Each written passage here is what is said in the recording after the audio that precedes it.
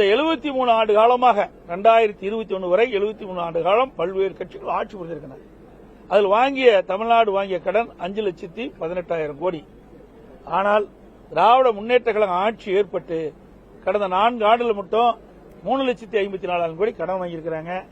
இப்போ அந்த பட்ஜெட் வரவு செலவு எங்களுக்கு கிடைக்கல. நாளை உங்களை எல்லாம் சந்திக்கின்ற பொழுது முழு விவரம் தெரிவிக்கப்படும்.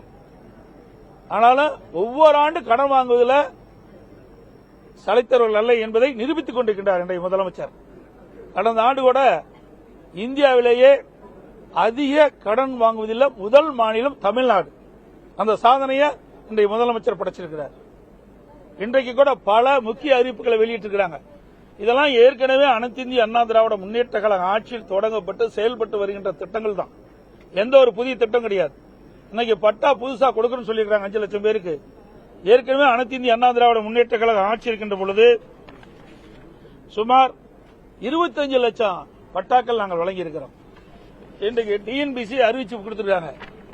கிட்டத்தட்ட 7 முறை இந்த தேர்வு எழுதப்படும் இருக்காங்க.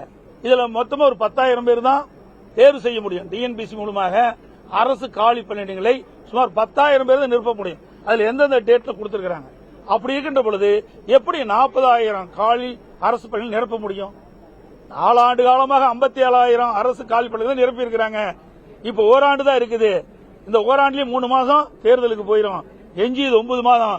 9 மாத காலத்தில் எப்படி 40,000 அரசு காலி பணிகள் நிரப்புவார்கள்? அத்தனை வெற்றி அறிவிப்பு. இதெல்லாம் நிறைவேற்ற முடியாத அறிவிப்பு தான் அறிவிச்சிருக்கிறாங்க. அதே போல மொழி சொல்லிட்டே இருக்கிறாங்க. கடந்த 13 ஆண்டு காலம் மத்தியில் ஆட்சி அதிகாரத்தில் இருந்தது திமுக. இந்த கல்வி பொதுப்பட்டியல் இருந்தது. அதை மாநில பட்டியலுக்கு அதை மாற்றிருக்கலாம்.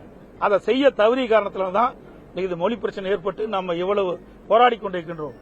ஆனால் மத்தியில் ஆட்சி அதிகாரம் வருகின்ற பொழுது அதுதான் அவருக்கு தேவைப்படுது. அது குடும்ப உறுப்பினர் தான் வருவாங்க, மற்ற யாரும் வருவாங்க.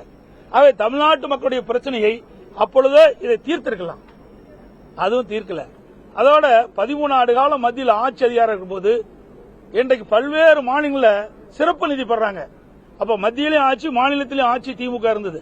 அந்த காலகட்டத்தில் தமிழ்நாடு வளர்ச்சி பெற, தமிழ்நாட்டுக்கு திட்டங்கள் வர, தமிழ்நாட்டுக்கு தேவையான நிதிகள் பெற சிறப்பு நிதியை பெற்றுக்கலாம். ஏன்னா அந்த வாய்ப்பு அவர்கிட்ட இருந்தது. அதையும் விட்டுட்டாங்க.